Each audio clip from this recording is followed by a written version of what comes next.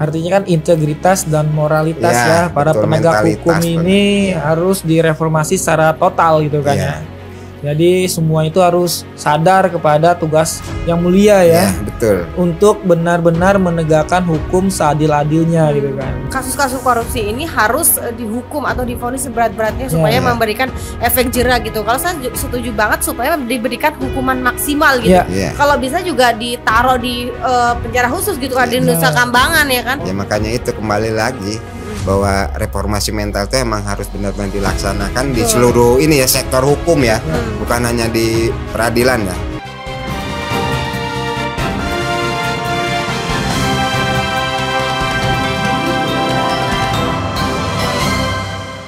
Berantas kejahatan di balik toga. Pengadilan seharusnya menjadi tempat terakhir rakyat menggantungkan harapan terhadap keadilan. Namun kenyataan hari ini justru sangat menyakitkan. Hakim-hakim yang seharusnya menegakkan hukum dengan integritas dan keberanian justru menjadi bagian dari jaringan korupsi yang selama ini menghancurkan fondasi negara. Dalam 2 kasus besar korupsi ekspor crude palm oil atau CPO dan impor gula, sejumlah hakim terlibat dalam praktik suap yang sangat mencoreng wajah lembaga peradilan. Pada kasus korupsi ekspor CPO, pemerintah melarang sementara ekspor minyak sawit demi menstabilkan harga minyak goreng dalam negeri. Namun, larangan tersebut justru dimanfaatkan sejumlah pengusaha yang membeli jalan pintas melalui jalur gelap. Mereka menyuap pejabat untuk memperoleh izin ekspor, dan ketika kasus ini sampai ke meja pengadilan, hakim yang menangani perkara tersebut justru bermain dalam skema yang sama. Hakim menerima imbalan uang tunai dan fasilitas dari para terdakwa agar memberikan vonis ringan. Bahkan dalam beberapa kasus, mereka menyuap pejabat untuk memperoleh izin ekspor. Dan ketika kasus ini sampai ke meja pengadilan, hakim yang menangani perkara tersebut justru bermain dalam skema yang sama. Hakim menerima imbalan uang tunai dan fasilitas dari para terdakwa agar memberikan vonis ringan. Bahkan dalam beberapa kasus, membebaskan mereka dari hukuman berat yang seharusnya dijatuhkan. Dalam perkara korupsi impor gula, nama mantan Menteri Perdagangan, Tom Lembong, muncul dalam sorotan publik karena disebut-sebut mengetahui dan berperan dalam pengaturan kuota impor yang menyimpang. Proses hukum atas perkara tersebut mengungkap adanya suap kepada hakim yang memutus perkara di tingkat pengadilan. Hakim menerima suap agar menyusun vonis yang menguntungkan pihak terdakwa. Dan kembali, keadilan diperdagangkan secara terang-terangan di ruang sidang. Para hakim yang terlibat secara jelas telah melanggar kode etik dan pedoman perilaku hakim, terutama prinsip integritas, ketidakberpihakan, dan independensi. Seorang hakim tidak boleh menerima pemberian dalam bentuk apapun dari pihak yang sedang atau akan berperkara.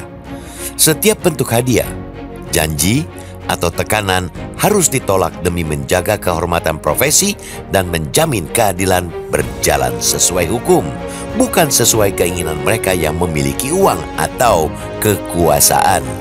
Ketika hakim menjual keputusannya kepada koruptor, ia bukan lagi seorang pengadil, melainkan seorang pelaku kejahatan yang bersembunyi di balik toga. Perilaku seperti ini tidak hanya melanggar hukum dan etika, tetapi juga menghancurkan kepercayaan masyarakat terhadap institusi peradilan. Mahkamah Agung dan Komisi Yudisial wajib bertindak tegas terhadap hakim-hakim yang terbukti menerima suap dan memperjualbelikan keadilan. Tindakan administratif seperti pencopotan jabatan atau pemindahan tidak cukup untuk memberikan efek jera. Hakim yang terbukti menerima suap harus diseret ke meja hijau sebagai terdakwa dan dihukum seberat-beratnya. Pemerintah dan lembaga-lembaga hukum harus menyadari bahwa membiarkan praktek suap di pengadilan sama saja dengan merestui perusakan hukum secara sistematis. Penegakan hukum tidak bisa berhenti hanya di pengakuan dan permintaan maaf, melainkan harus masuk ke akar permasalahan. Korupsi yang tumbuh subur karena tidak ada pengawasan yang kuat, tidak ada hukuman yang menakutkan, dan tidak ada sistem yang menjamin integritas. Reformasi peradilan harus menjadi prioritas utama jika bangsa ini benar-benar ingin keluar dari jebakan sistem yang korup. Hakim-hakim harus melewati seleksi ketat berbasis integritas. Bukan hanya kecakapan teknis hukum, lembaga pengawas internal harus berani membuka kasus-kasus lama dan mengungkap nama-nama besar yang selama ini dilindungi kekuasaan dan sistem yang tertutup. Kasus suap ini seharusnya menjadi momen refleksi bagi seluruh pemangku kepentingan di sektor hukum. Jika keadilan bisa dibeli, rakyat hanya bisa pasrah menyaksikan hukum menjadi panggung dagelan. Tempat sandiwara keadilan dipentaskan demi kepentingan pribadi.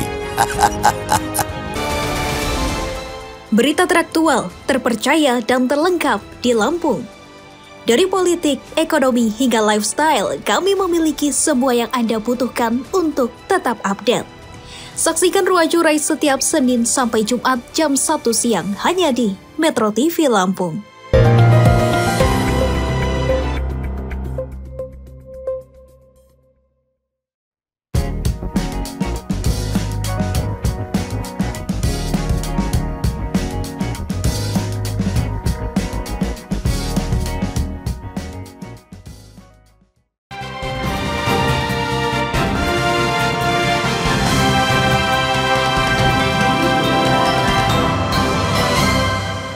Selamat siang pemirsa Metro TV Lampung, jumpa lagi dalam podcast Bedah Tajuk. Kali ini bersama saya Nurjana, saya Muharam Chandra Lugina, saya Triadi Isworo. Pada kesempatan kali ini kita akan membahas tema tentang berantas kejahatan di balik toga. Namun sebelum kita lanjutkan bedah tajuk kali ini, jangan lupa aktifkan tombol loncengnya agar tidak ketinggalan video terbaru lainnya. Kalian juga dapat memperoleh informasi yang lengkap dan mendalam dengan berlangganan Lampung Pos ID. Nah, ya kawan-kawan juga bisa memberikan saran dan masukannya di kolom komentar tentang tema bedah tajuk apa yang akan kita bahas dalam pertemuan selanjutnya. Oke, Alulu Woro, ya. Di tema kali ini kita akan membahas soal hukum ya.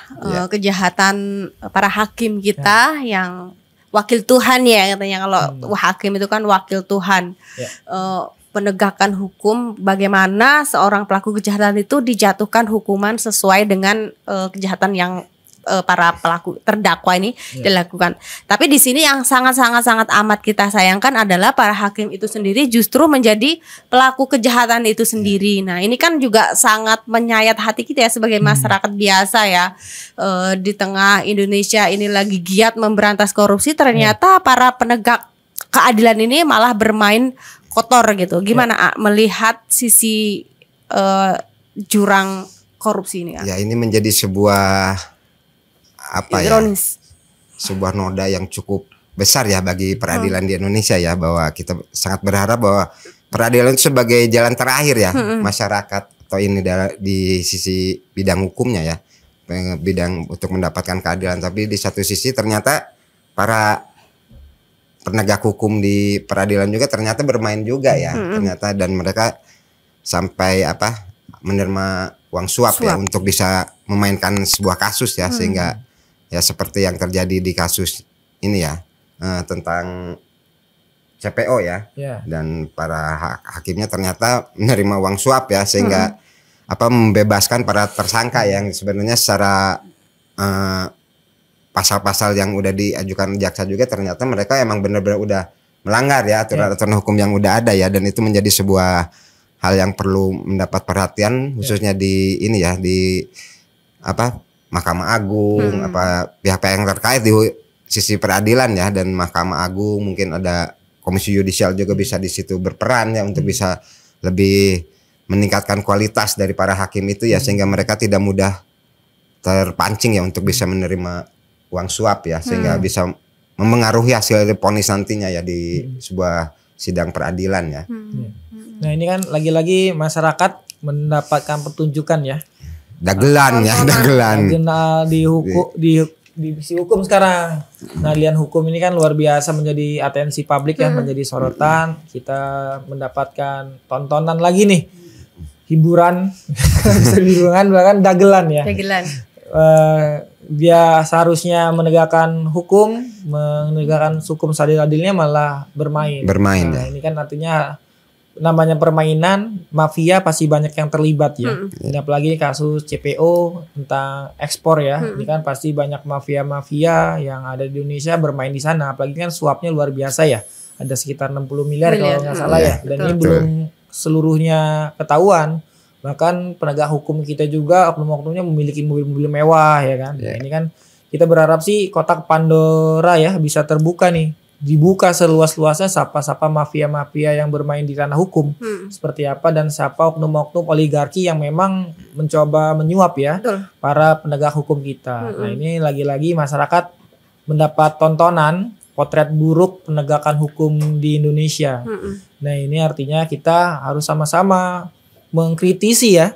Kemana lagi masyarakat akan mengadu dan meminta pengadilan bila oknum pengadilan juga ikut bermain ya. Ya betul. Dan kita berharap bahwa mereka benar-benar ini ya melaksanakan. Soalnya mereka itu memiliki tugas mulia ya istilahnya ya.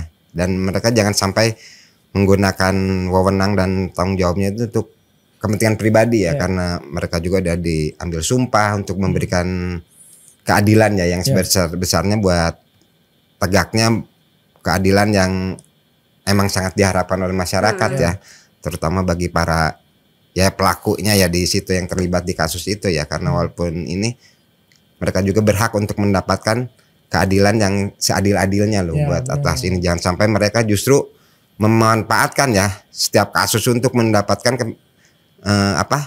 untuk kepentingan pribadi sendiri ya, sehingga kita ketahui seperti tadi kata Woro bahwa mereka dari hartanya juga udah kalau secara logikanya dari pendapatan mungkin jauh ya, bisa dapat apa kendaraan mewah, motor-motor mewah, sampai sepeda mewah, sampai uang yang berlimpah ya, itu menandakan bahwa emang naluri seorang hakim juga harus perlu kita benahin ya, bahwa mental korupsi dari penegak hukum juga harus kita benahi dari sekarang ya, apalagi pemerintahan juga kan seperti kata Nur tadi sedang giat-giatnya untuk pemberantasan korupsi ya. Karena pemberantasan korupsi bukan hanya pelaku dari pihak swasta, tapi juga ternyata yang harus juga mendapat perhatian itu dari pihak penegaknya juga ya, penegak di ini peradilan ini ya, yang ternyata mereka juga sama baik gitu loh sama pelaku-pelaku yang sering menyuap yang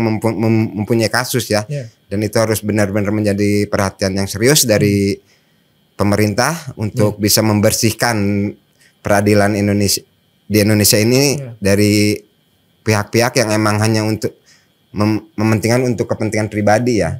Tapi kalau kita lihat ke belakang ya, kasus untuk yang menjerat penegak hukum ini bukan kali ini saja ya. Betul. Yang sebelumnya juga kasus pembebasan tersangka Ronald Tanur ya, itu juga terlibat untuk hakimnya juga terkena suap untuk membebaskan tersangka. Artinya kalau kita lihat ke belakang ini juga semakin banyak kasus-kasus korupsi yang melibatkan institusi besar gitu, kejaksaan, terus kemudian pengadilan gitu, Mahkamah Agung itu sendiri gitu. Jadi mafia untuk meraup keuntungan sebesar-besarnya untuk pundi-pundi untuk kepentingan pribadi. Sebenarnya ini kenapa minimnya pengawasan ataukah hukuman yang terlalu ringan dari pemerintah? Kemudian juga apakah mungkin dari faktor undang RUU perampasan aset juga sampai sekarang masih belum disahkan? Ya mungkin salah satunya emang pengawasannya ya masih kurang ya, ada padahal udah ada bidang masing-masing ya, kayak di Mahkamah Agung atau di ini ya ada bidang pengawasan ya, tapi ternyata pengawasannya mungkin longgar ya. Mereka tidak secara ketat mengawasi perilaku dari hakim atau jaksa-jaksa yang ada ya, sehingga kasus demi kasus ini kembali terulang ya, dan ini seharusnya tidak boleh terjadi ya, karena kita harus bisa belajar dari kasus yang sudah ya, sehingga pemberantasan ini jangan sampai pemberantasan khususnya para penegak hukum yang emang sering bermain ya, atau yang emang menjadi sebuah ikut dalam permainan untuk bisa memainkan ponis-ponis atau kasus-kasus yang mereka tanganin ya, itu harus mendapatkan emang pengawasan yang cukup ketat ya. Walaupun kita masyarakat nggak mau tahu loh berapapun di bidang pengawasannya mau banyak mau enggak, yang penting mereka benar-benar kerja gitu loh, mengawasi setiap kasus yang ada, khususnya terutama kasus-kasus yang gede ya, yang melibatkan cukong-cukong atau para pengusaha besar ya, yang ini yang harusnya mendapatkan perhatian yang cukup serius dari para aparat di penegak hukum, misalnya dari Mahkamah Agungnya ya, dan itu harus benar-benar berjalan ya di lapangan ya, sehingga kita berharap bahwa kejadian seperti ini ya mungkin cukup sampai terakhir kali lah ya di kasus CPO ini, sehingga kedepannya masyarakat bisa lebih percaya lagi dengan hukum yang ada di Indonesia ini ya. Benar-benar. Karena kan soal mafia hukum nih persoalan pelik ya. Iya, jadi banyak pihak yang terlibat. Bahkan kan kita degradasi moral dari Pak Jaksa dan Pak Hakim ya. Ada beberapa oknum yang jaksa dan hakim itu bermain di sana gitu kan. Artinya mereka itu kan bekerja berdasarkan sumpah loh. Dan disumpah dengan kitab suci ya kan untuk menjalankan tugas secara adil-adilnya, tapi mereka malah melalaikannya ya. Betul. Dan mengabaikan. Nah, lagi kan ini tergoda oleh soal urusan perut nih. Dengan pelimpangan uang yang melimpah, sementara pasal hukum bisa dijual belikan ya. Nah, ini sangat ironi nih, Lulu, Mbak Nur. Nah, ini kan seharusnya ya mereka sadar lah untuk bekerja secara benar, karena kan mereka sudah menjadi tugas pokok dan fungsinya menegakkan hukum gitu kan. Bahkan kan Pak Presiden Pak Prabowo kan udah menggaungkan kita kejar koruptor sampai Antartika. Nah, itu kan artinya statement-statement begitu bukan sekedar formalitas gitu. Dan ini harus disikapi serius. Apakah cuman memang sekedar omon-omon apa memang komitmen dalam bentuk nyata ya. Nah, penegakan hukum ini kuncinya gitu kan. Dan karena mereka yang penegakan hukum mengadili seseorang harusnya kan harus diadili secara adil-adilnya kan? Dan jangan tebang pilih, jangan sampai pasal ini menjadi pasal karet. Betul. Nah, sesuai dengan pesanan dan order nih. Nah, berapa banyak uang yang diterima, nah bisa berubah itu aturan. Waduh, kerok dunia nih kalau begitu ya. Ya benar ya. Betul. Sebenarnya kita melihat ironis sekali ya, Indonesia terutama masyarakat kita juga kita pribadi mungkin ya seperti kita kehilangan kepercayaan nih kepada tokoh mau pemerintah gitu khususnya. Hampir semua lini itu tersentuh untuk kasus-kasus kotor seperti ini gitu. Hampir tidak ada tempat lagi untuk kita mengadu gitu. Mulai dari pernah juga oknum dari kepolisian juga pernah terlibat kasus serupa gitu juga, kemudian itu lembaga kepolisian, kemudian ini kejaksaan juga pernah serupa, kemudian ini terakhir yang hangat-hangatnya ini adalah hakim. Terus kemana masyarakat ini mencari keadilan yang sesungguhnya gitu ketika semua hal ini dikotori gitu. Kemudian begitu juga dengan pengawasan tadi yang sangat lemah ya, itu juga membuka celah bagi mereka ya. Celah bagi mereka ya. Celah sangat untuk memperkaya diri sendiri tadi itu seperti Ro yang tadi bilang kan, memperjualbelikan pasal. Kalau kita mengikuti kasusnya juga ya Ro itu tidak bisa membebaskan para pelaku ekspor CPO ya, tapi untuk meringankan vonis bagi para pelaku. Dan terakhir ini juga kan yang melibatkan adalah hakim ya pengadilan negeri Jakarta Selatan itu gitu. Dan ini mungkin juga harus menjadi sebuah perhatian ya bagi pihak-pihak terkait untuk mungkin salah satu memberikan efek jera ya dengan memberikan hukum yang lebih berat ya kepada para hakim atau aparat penegak hukum ya yang terlibat dalam kasus suap ini ya, untuk juga memberikan lebih dari ini ya, dari jumlah vonis yang harus mereka ini ya, karena mereka adalah seorang yang ini ya, seorang hakim ya, penegak hukum yang harusnya bisa menjalankan tugasnya dengan baik ya. Dan memang kemarin Menteri Hukum juga ya Yusril udah emang berjanji akan menangani kasus ini dengan ini ya, dan kita berharap bahwa penanganan kasus ini benar-benar bisa memberikan efek jera ya khususnya kepada para penegak hukum lainnya agar tidak melakukan hal yang serupa ya. Dan kita berharap bahwa vonisnya juga bisa lebih berat gitu loh. Karena mereka lah istilahnya cermin dari hukum yang ada di Indonesia ya. Dan kita juga berharap dengan adanya nantinya vonis ini juga selain memberikan efek jera kepada penegak hukum juga memberikan rasa ini ya, keadilan juga ya bagi masyarakat ya. Sehingga bahwa ternyata pemerintah emang nggak main-main loh dalam pemberantasan korupsi ini, tidak melihat dia dari seorang penegak hukum atau masyarakat sipil ya, tapi secara ininya bahwa tidak ada yang istimewa lah di depan hukum ya. Dan khususnya untuk para hakim atau jaksa yang emang terlibat itu, kita berharap bahwa ada lebihnya ya dari sisi hukumannya ya, untuk mungkin lebih diperberat ya mungkin hukumannya untuk memberikan efek jera bagi mereka itu. Iya, ini kan artinya pihak kejaksaan ya atau penegak hukum ini harus berkaca diri ya. Iya, betul. Introspeksi diri, kok malah garda terdepan di bidang hukum malah melakukan pelanggaran gitu kan. Betul. Dan juga Komisi Yudisial ini untuk memberikan sanksi tegas ya terhadap hakim dan jaksa apabila mereka terbukti bermain ya dalam kasus-kasus besar. Apalagi kan kalau yang kemarin itu kasus CPO ya, ini sangat luar biasa. Masyarakatnya sedih, ngantri, sulit mendapatkan minyak goreng ya. Ibu-ibu ngamuk, malah menari-menari, saya menari di atas penderitaan orang ya. Malah hakimnya ini malah bermain. Gitu kan, menerima suap yang luar biasa. Sendiri. Nah itu kan, nah ini juga gimana mau hakim mau menumpas kejahatan ya, sementara mau mengebasmi oligarki pada pengusaha-pengusaha yang bermain malah terkena godaan suap ini kan. Nah ini kan tentunya Komisi Yudisial juga harus tegas memberikan sanksi kepada para jaksa dan para hakim. Dan buktikan loh, kembalikan lagi citra positif dari penegakan hukum. Masyarakat ini harus dikembalikan loh. Masih bisa nggak masyarakat percaya kepada penegakan hukum gitu. Jangan sampai masyarakat terlanjur kecewa gitu kan. Dan artinya ini semua pihak harus sama-sama ya. Ayo dong berikan lagi kepercayaan masyarakat, pulihkan lagi nama baiknya. Kembalikan lagi semangat masyarakat untuk memberantas kejahatan gitu ya, tegakkan hukum seadil-adilnya, jangan sampai ini hukum malah tajam ke bawah tumpul ke atas ya. Nah, ini kan ngeri banget ya. Misalkan kasus contoh yang remeh-temeh luar biasa hukumannya ya kan. Sementara kasus-kasus yang melibatkan mafia ya kan, pengusaha-pengusaha besar efeknya dirasakan masyarakat ya. Iya, malah mafia-mafia besar malah mendapatkan diskon besar-besaran, diskon awal tahun. Nah tuh kan bahkan bisa di lobby tuh, bisa ditawar menawar untuk kasus hukum itu ya Mbak Nur ya. Betul. Sebenarnya setuju. Berarti harus ada reformasi peradilan ya, yang ini ya. Dan pemerintah memang harus fokus untuk mereformasi peradilan kita ini ya, agar hukum kita itu benar-benar keluar dari sistem korup yang memang selama ini kayaknya masyarakat juga udah berpandangan bahwa emang penegak hukum itu emang banyak bermain ya, sehingga emang perlu reformasi besar-besaran ya di ininya. Jangan hanya kita istilahnya pemberantasan korupsi ya, tapi juga ternyata mental dari aparatnya juga harus direformasi total itu ya, sehingga nantinya tidak mudah tergiur lah oleh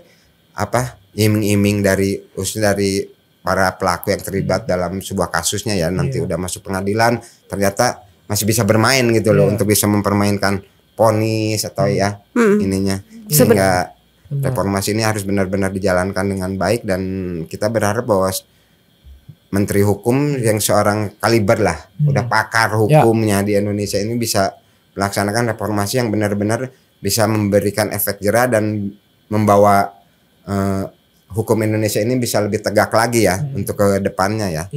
Dan mendapat kepercayaan masyarakat. Ya, artinya kan integritas dan moralitas ya para penegak hukum ini harus direformasi secara total gitu kan ya. Jadi semua itu harus sadar kepada tugas yang mulia ya, betul. Untuk benar-benar menegakkan hukum seadil-adilnya gitu kan. Dan sudah disumpah gitu kan, menyebut nama Tuhan, dan mereka menjadi wakil Tuhan ya. Nah kan masa wakil Tuhan doyan godaan ya, terkena godaan gitu kan. Godaan uang yang terkutuk. Nah itu dia godaan uang terkutuk ya. Waduh, kerok ini kan. Nah artinya harus reformasi secara total ini kan. Dari penegakan hukum ini kan, jangan sampai lagi-lagi kecoreng lagi, terus ke depan kecoreng lagi. Dan ini artinya ada mentalitas harus dirubah ya, moralitas dan kedepankan integritas itu ya dalam melaksanakan tugas. Betul. Setuju banget sih tadi kalau Alulu bilang bahwa kasus-kasus korupsi ini harus dihukum atau divonis seberat-beratnya supaya memberikan efek jera gitu. Kalau saya setuju banget supaya diberikan hukuman maksimal gitu. Kalau bisa juga ditaruh di penjara khusus gitu kan, di Nusa Kambangan ya kan. Kalau selama ini kan sepertinya belum ada ya tersangka kasus korupsi yang diletakkan di Nusa Kambangan. Kalau ada kan bandar narkoba internasional gitu, atau kasus pembunuhan gitu, pembunuhan berantai, mutilasi dan sebagainya. Tapi kalau tersangka kasus korupsi walaupun itu ratusan triliun gitu. Itu belum ada istilahnya ceritanya. Mungkin fasilitasnya juga lain ya sekarang ini ya. Justru itu menjadi pertanyaan kita bersama kan, kenapa tersangka korupsi ini seperti mendapat perlindungan atau perlakuan khusus gitu. Ya makanya itu kembali lagi bahwa reformasi mental itu emang harus benar-benar dilaksanakan di seluruh ini ya, sektor hukum ya, bukan hanya di peradilan ya. Kan kita tahu juga bahwa kayak kemarin juga berita sempat bahwa pelaku yang terlibat korupsi itu mendapat fasilitas yang ini ya dengan mewah ya, atau ada ruangan khusus lah yang membedakan mereka dari tahanan-tahanan lain ya, dan itu juga emang harus mendapat perhatian juga ya, sehingga untuk mereka juga bisa diperlakukan dengan sama ya dengan kasus-kasus yang biasa lah istilahnya ya, tidak mendapat fasilitas khusus tapi mereka istilah berbaur dengan ini ya di ruangan-ruangan yang sempit atau apalah ya istilah, jangan hanya yang mendapat ruangan yang khusus gitu loh. Oke. Sebenarnya masih banyak ya untuk kita kulik ya untuk masalah hukum ini, tapi sayang sekali waktu kita dibatasi. Pemirsa, demikianlah tadi bedah tajuk Lampung Pos kali ini. Saya Nurjana bersama kru yang bertugas pamit undur diri. Salam sehat dan sampai jumpa.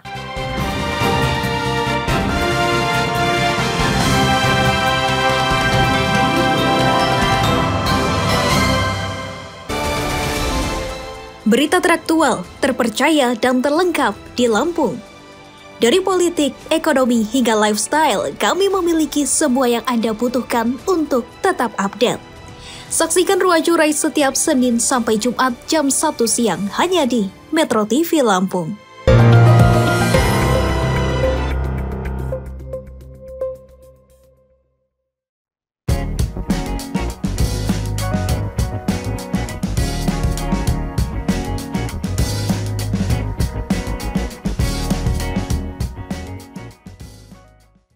Lampung Pos berdiri dari tahun 1974. Telah menjadi sumber informasi terpercaya bagi masyarakat Lampung selama lebih dari 4 dekade. Berawal dari surat kabar cetak, Lampung Pos terus beradaptasi dengan perkembangan zaman. Menyongsong era digital 5.0, Lampung Pos terus berbenah diri untuk tetap relevan. Dengan adanya platform digital, Lampung Pos menyajikan informasi yang akurat, objektif, dan berimbang, serta memperluas jangkauan pembaca. Lampung Pos dapat diakses melalui sosial media, laman Facebook, Instagram, dan TikTok. Lampung Pos memiliki One Click, koran cetak dan digital, Metro TV Lampung, Radio Science 100 FM, Lampos Event Organizer, dan Lampos Publishing. Lampung Pos, jendela informasi Lampung. Menuju era digital 5.0, Lampung Pos berkomitmen untuk menyajikan informasi yang akurat, objektif, dan berimbang, serta membangun platform diskusi dan interaksi yang bermanfaat bagi masyarakat. Pemirsa Metro TV Lampung, jangan kemana-mana, sesaat lagi Anda akan menyaksikan siaran nasional Metro TV.